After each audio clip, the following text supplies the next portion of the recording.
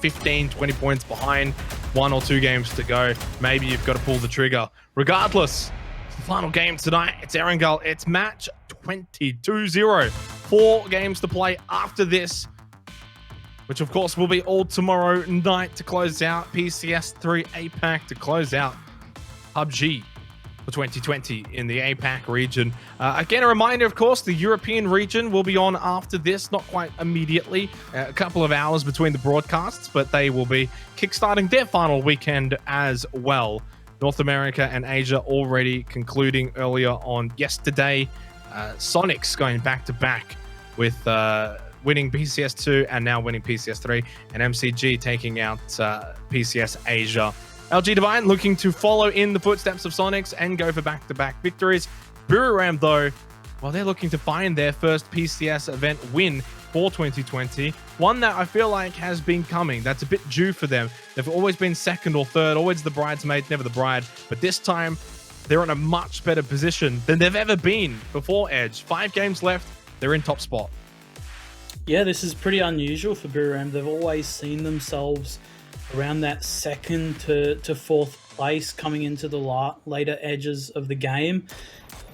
So realistically, like, this should be their tournament, right? Like, they've come back so heavy into the later games and they've shown how strong they are towards that tail end, but they've just never made it all the way. But now they've got a little bit of room to move with, that they might be able to bring it home. There's something a bit different here from Fury, I guess. See what they elect to do from here. Battle Arena Elites, though. Sophia coming in very quiet here. Poochills. At this point, I kind of expect Poochills to just eliminate Sophia. And that's got nothing to do with Sophia. It's just more so the luck of Bay. And that's the luck of Bay so far today. What did I say? I feel like I've just jinxed him, but you could feel it. You could feel it every time Bay is next to an opponent, whoever it is, whether it's Sophia, Navahor, Loki's, that doesn't matter. They just die. And again, to close out the final night, they are at a disadvantage. It definitely hasn't been the tournament for Bay. It's pretty bad, like, feels bad looking onto it, because they had such potential coming in. They had put themselves in third position in the second week or something close to that. And then just after that weekend, it just all came crumbling down, and they just haven't looked the same since. They had everything, and then it was all taken away from them so quickly. Someone who it wasn't taken away from was Cerberus. They've put themselves back up into it. They're in that 5th spot, very close behind Fury, in firing range of that top 3 from Division X as well. So pretty pleasantly pleased with Cerberus at the moment. Valix has got some lovely long locks there. Everyone else is groomed, and Valix has got his hair going down to his knees. It's going to be a Gackenfield circle here to close out tonight, which, judging by Buriram's current position, I think should suit them rather nicely. LG Divine, wouldn't be surprised to see them just crashing a team in phase 2 at some point. They're a bit more northern, across the Rosok River. Here's our kill proportion, though, and that's a big 36% to 80, when everyone else is around that 30% mark, which I kind of put as the Goldilocks zone in terms of kill proportion. 30% is probably what you want your top fragger to be at. So maybe there's a bit too much for Edie, but who cares? If they're in first place with 98 kills, it doesn't really matter. Yeah, it doesn't matter who's getting the kills. It's just as long as you're getting them. And Edie has been the standout player throughout all of our PCS in terms of fragging. And he's always been up there with the top of the bunch. So absolute monster to have. And he has the highest damage portion as well for the team. So definitely holding it down and making life a little bit easier for Buriram. The damage proportion, though, Long K leading the way there for Vision X. Edie leading the way is again for Buriram. They've got the damage, they've got the kills, they've got it all. Can they get the event win, though? I will say this, with, including this one, 5 games to go, it feels like there's one last twist. Like, we're going to see LG Divine from the start tomorrow or something, and they're just going to like win 3 games or like something ridiculous like that. We haven't seen the best of Divine since probably like round 7. That was 13 rounds ago. They came out hot and heavy to start the event, but since then they cooled down in a flash. But we know they're kind of like a sleeping giant, what they're capable of. Their best is incredible. So much so that they can quickly blow away the competition once again if they go and get, you know, a win here, like a proper 10-kill win, and suddenly going into tomorrow, they could have like a 20-point gap. That's right, and and they do start off their games pretty excitingly with taking breaches. Yes. They've started off their games with high kills, but they've just never really sort of got that late game favor that they did towards the earlier portions of the tournament. And that's kind of all it is, really. They've had the good starts, but they just haven't had the perfect circles to allow them to finish up the games. And it's not a luck thing, you know, when you say like they haven't had the circles compared to say some of the earlier ones. At times they put themselves in really good positions. It's just, you know, that's just the nature of the game.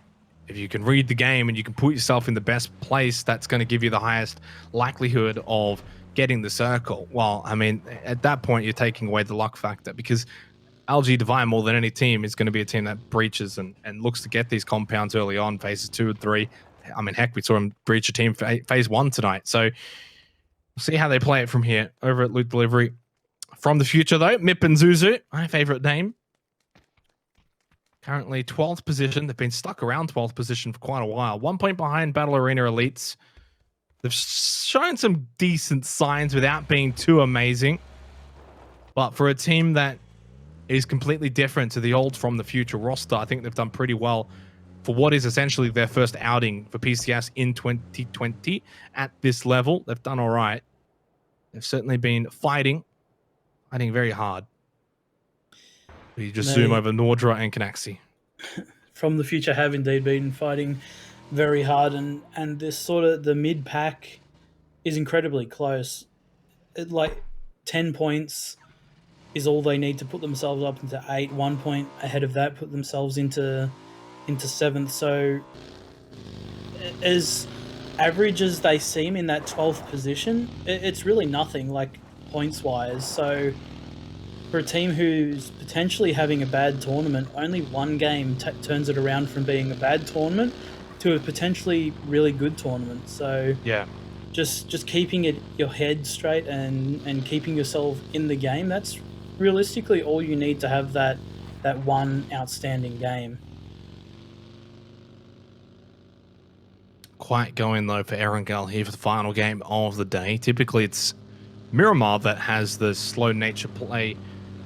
I guess with Erangel, if it is generally over the Gaka fields, there is a lot more space available for teams. At times, even less rotations happening early on. Canaxi, though, here's Venotica. Now sees Venotica jumping around. That's an easy kill. Good start to the game for Buriram United Esports. And I mean, I sort of don't want to pile on here, but Venotica and Daytrade have just been not good enough in this PCS event for a team. I mean, they're in the bottom 3. This is a team that was competing top 5 in the earlier PCS events in the year. A team that, you know, a player like Venotica, who's been praised heavily. And it's been a very poor showing from Daytrade Gaming. Yeah, they just haven't been able to put the pieces of the puzzle on the board and figure everything out for themselves. Like we see here, losing that one player early is really big for majority of teams. If you're not that 4-man, you're playing with 3, it's kind of a completely different game. So having lost that one player early on, it can really hinder you moving forward in whatever game you're playing, really. And like it's the same for Bay as well. How many games have we seen them lose one player early on, and yeah, it's just sort of come back to bite them later on. LG Divine on the rotation. For a team that is heavily involved in the early goings of matches on a very regular basis. The last couple of times, though, it hasn't quite gone their way. So much so in the very last match, they went out in last place. They are getting by through Angel Alliance for the most part. Levi's took a bit of chip damage. Jay ends at half health, but the most part, they are successful. Now on to the second team, which is Unicorn Cyber. Very close here. Klee, okay, changes up the approach here. Does get the knock onto Jun. JN's down as well. So 2 for 1 at the moment. The MC did get Klee. 3 up here for Unicorn Cyber. The team down in last place versus the team up in second place. Best 1301 catches DMC with his pants down in the outhouse. And LG Divine 2 games in a row. They go out in last place. What is happening to this team that we saw win 5 of 7 to start PCS 3 Apac? I think the pressure might be getting to them. At this stage, like you look at tonight, every single one of their games has been a first circle breach, and I don't think, apart from our first game, none of them have worked out. I think I'm just bewildered. I'm sorry, but they just lost the fight to the team down in dead last. Su Bang doing probably what LG Divine should have done. Never mind, Cerberus are at 2. Unicorn Cyber, Danang, what is going on? 7 kills. They've just wiped out the team in second and the team in 5th. All right, I'll take back what I said. These guys are the real deal, apparently. Yeah, what? Unicorn Cyber have really started to pull themselves back up. They haven't the late comeback from Unicorn. The late comeback indeed. Imagine if they, well, they've only got 2 people left at the moment, so it's probably not that likely for them. But even getting themselves off the bottom would be pretty big right now for Unicorn. Man, what a game. What a way to close out day number 5. Well, it's up to you, Fury. It's up to you, Division X. Got to capitalize. This is it. I mean, again, like the last game, they would have seen it in the kill feed. They would have done the homework, done the numbers, seen what they now need to do. The only thing is, Buriram United is in that first place, right? So, like, LG Divine are out. That's nice. That's cool. Usually that's good enough, but Buriram United with a 2-2 split, 2 over towards Chopsticks, 2 at the compound in Gakka Fields. Good position. It's going to be a good game from them. It's going to be difficult to catch up to them this game, but at the very least, if you can at least build on some ground to LG Divine, it's still something. Absolutely. For the likes of Buriram, if they can close out in a 10-point game, or even if they close out with a win here, they could almost solidify their victory, right? Because Buriram has played so consistently. They never really have those 0-point games. They're always getting something. And if they can just keep on playing consistent, getting themselves maybe top 5 with a couple of kills, they could easily close out this tournament tonight with a big game. Well, goodbye to Ronan. Goodbye to maybe the chances of Fury having a massive game here. At best, they can only get a handful of points to close out the day. And a very disappointing day as well, mind you. We do have an interview lined up with Fury to come after this tonight. I believe Waikiki Kamukel. We'll see if he's feeling up for it after really a day where they just weren't able to capitalize. And I think, and what it really does is puts everything onto that final day. Cerberus, amazing on Miramar, as the fact that they're out didn't get really anything from Erangel after picking up the first 2 chicken dinners tonight. Division X, though, with 4 up, and they are making headway closer towards LG Divine. 23 points behind them now. And they can be the team to capitalize. But it's Buriram who are the team that can really extend the lead now going into tomorrow. A team that really deserves the win and was my pick at the start of this tournament to win it, to close out 2020. And, well, it's shaping up to be a good one. Absolutely. Buriram's just coming out on a whole nother level. Their level of consistency is clearly beyond everyone else's here. And it's really like, if you look from the outside in, that's what you should be striving for as a player, as a competitor. Just consistency over everything else. Six-Sack's going to be knocked down by Nan. Fury just continue to just move around here in the Gakka Fields, and it just feels like it's a matter of time before another player is going to be knocked and finished off. Well, Insight is able to make it to the doubles, but this not even in, really. They are. It's by an inch. So it's a bit of a pit stop more than anything. There's 45 seconds. There's still a bit more time. They're going to have to be a little bit more aggressive than that here coming into this phase 3 circle. Magic Esport going past Buriram along with Angel Alliance as well. Over at the yellows towards Everest's base. Norrens is in there too for day trade. I mean, it's a kamikaze at the moment of vehicles. Magic Esport, day trade, both just go past each other unscathed. Somehow no one dies in that exchange. I don't know how that's happened. There's 3-4 teams that just all went past each other. Yeah, a bit of an interesting exchange as we now have 4 teams actually positioning themselves on and around the Everest Hill. Day trade capitalizing onto some stragglers from Magic Esports. Fury, as we see on our screen, have pulled up on the south side of the field, being gate kept now by From the Future, who have actually left their compound to go back up the hill. So if Fury can capitalize on this and see that the compound look at the is Buriram clear. feed. I'm sorry to cut you off there, but look at the map, ladies and gentlemen. That 2-2 split, Nordra Canaxi, they got a decision to make here as to whether or not they group up with Edie and God Meow, or if they hold this 2-2 split here for phase 4. They've got basically the 2 best positions, 1 and 2, locked up at the moment. And we do switch away from the Future, who are actually on the move. So they've disengaged from that fight to Fury. Fury also got into their vehicles and moving too. Day trade from above. Sulaby's knocked. Tom K's eliminated. Good nade from Flash. And in a Flash, Day trade have got 2 kills. Puchil's still up along with Norrens. Flash will get another kill here. Umama, I think it's only Valix that's left standing. It is indeed at half health. Plenty of nades available for Flash as well. Chooses to go for the Molotov first and foremost. Never mind, he doesn't actually have any. Was maybe looking at the smokes there as Rabbit surely is going to be eliminated by Triple X. No, just gets over the hill, over to the other side, but Hexagon was waiting for him. Sulaby's up, and Valix and Sulaby can both heal now for Magic Esport. Yeah, a little bit of space as we see the Ferox breach onto Bay's compound. It was a 4v3, now it is a 2v3, so Bay coming out on top right now with only 1 player left in Sweet Soul, and he gets taken down. That is absolutely monstrous from Bay. This is the best fight we've seen from Bay in almost... So, yeah. Really good job from them. Unluckily for Ferox, that's another rough game on the board for them. Purple Mood, who have been a bit quieter today. A lot quieter today. After a really good weekend last weekend. Going to fall into the trap of Sharper Esports. Never mind, it's a 1-for-1 trade. Not too bad. And Purple Mood still holding the numerical advantage here. Will they look to finish off 6 sacks? That is a yes. Kim Siver tonight. Last 2 for Sharper Esport. They got a decent 11-point gap over Angel Alliance.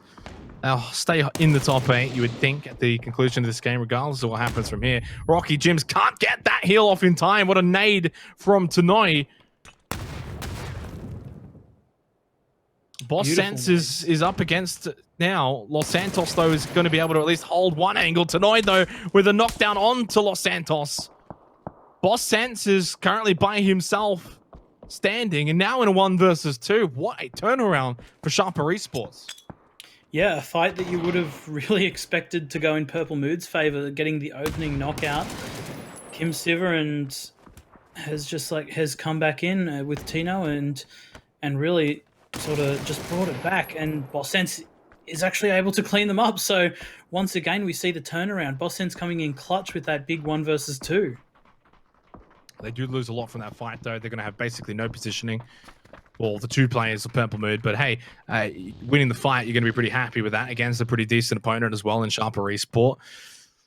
You got Victim Rise, though, slowly pushing towards this location. They've got 4 players up. It will be difficult for the 2 players of Purple Mood to get much more from this game. They're barely even inside of the circle. There's phase 5, though. The feed continues onto Buriram, and Goldmeow and Edie will now group up with Nordra and Canaxi. What a way to close the night off for Buriram United. Your direct competitor, again, falls by the wayside. They continue to struggle in the back end of this event, and Buriram can capitalize. They haven't really done so yet, only +3, but with the circle that they've got, you would think if it's not a win, it'll be still a decent point game from them. Absolutely. This compound should almost definitely secure Buriram a top 5 minimum position. But even coming forward more, they control so much zone. If they can just hold here and then play up onto the hill later, they can potentially clean this game up and get the win, as Victim Rise is throwing a lot of their utility away at currently no one, as Purple Mood is halfway down the hill out of the attention of them at the moment. As Fury starts to make this play towards From the Future, Insight pulls up close. Waikika coming in even closer. Nade comes out. Beautiful nade on top of Triple X and will take him down. Gypsy Danger picks up Insight in trade and gets Waikika. It's all left up to Flood now. Flood, another seat swap from the young man, and he'll pick it up as well. Flood getting taken down on the sidelines by Mip and Zuzu, who gets taken down in return by Simon T. Just dead bodies everywhere in the fields of Gatka. To no surprise to anyone, the young man Flood couldn't quite get the very important double there to stay alive. Ultimately, a couple kills, but just not the night for Fury really as a whole. 138 points. They really struggled tonight on a night where they really could have capitalized on the misgivings of LG Divine. Ultimately for Fury tonight was a 15th, a 12th, and a 10th, if you can believe it. Not a single placement point gained tonight. A couple of kills along the way, 2, 3, and 5. But anyway, moving on. Lawrence is definitely gone to this world. There might have been a second one there for Chiberet, realizing though he had been spotted. It's Flash who gets the knockdown. Victim Rice have still got 3 standing over here towards Everest, and Purple Mood are not pushing since they're only a duo.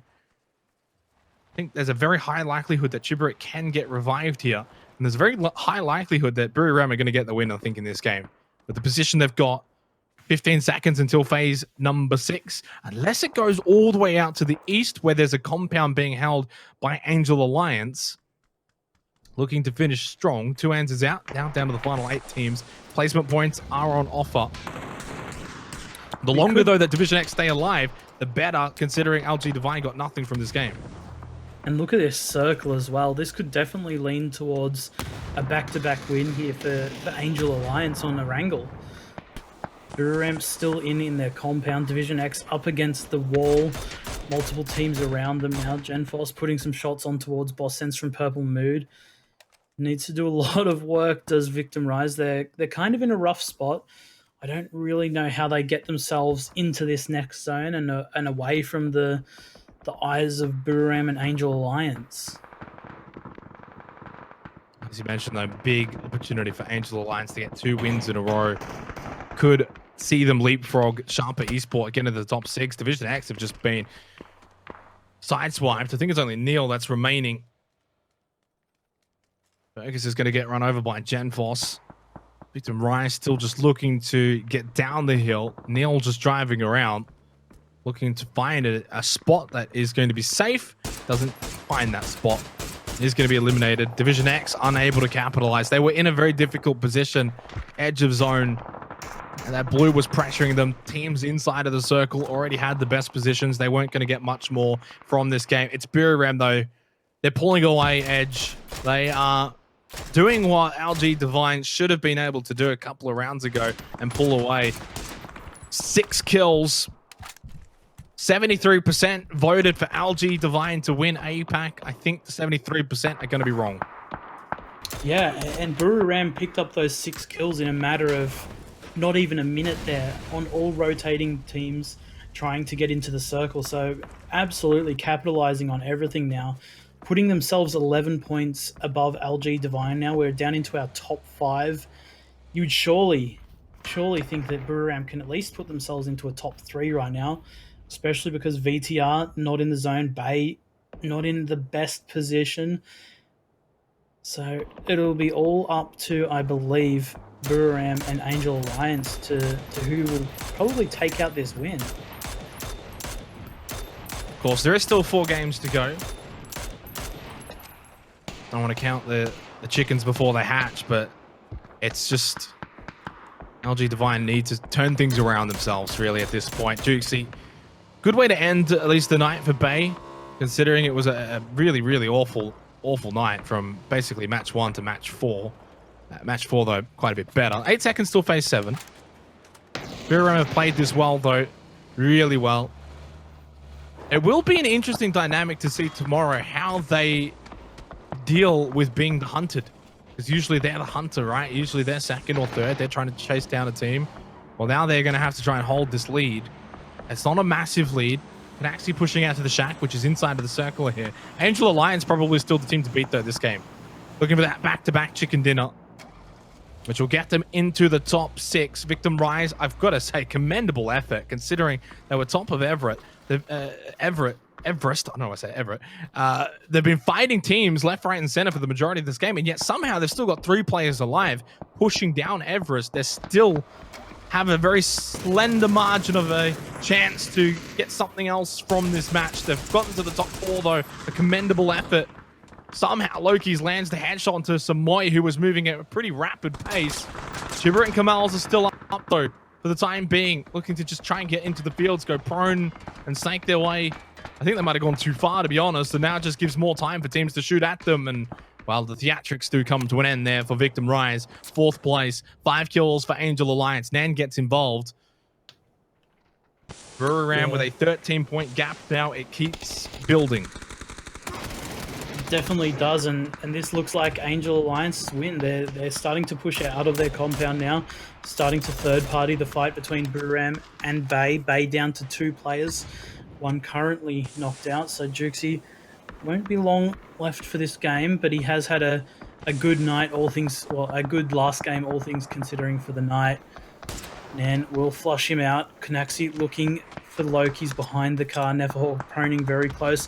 And Mad Dog coming up with this nade. This could be very big here. If this nade connects, it does connect. Kanaxi gets taken down. Angel Alliance might be able to push Buram out of the game in 3rd place here. I mean, they might even still also be able to get rid of Bay first, right? Because Bay's a bit closer to Angel Alliance than Buram United is, which might give Nordred maybe a slim chance to get the revive of Kanaxi. Nan with a knock on the Loki to the rock. Obviously, no chance that he's going to get revived there. Nan just spots God me out the tree. Mad Dog's got the angle. Angel Alliance. They only picked up their first chicken dinner in match 19. They're going to pick up their second in match 20. It's a back-to-back potentially on the card. Still going to come through to the end. 9-kill performance, though, from Bay. Certainly leaving their best till last. Nordra and Kanaxi up against it. Ended up flashing himself at the shack here. Still a nade, 4 smokes. It's not like they're out of utility, but a big amount of damage gone onto Nordra there. Very low. Nades are plenty for Angel Alliance, and the pressure is just mounting ever more. Ela Patrick with a double nade. Neferhor to follow. 12-kill win for Angel Alliance. They're into the top 6. Huge game from Angel Alliance there. They've really come alive in these Erangel games, and it's pretty solid to see, honestly. They capitalized and took a position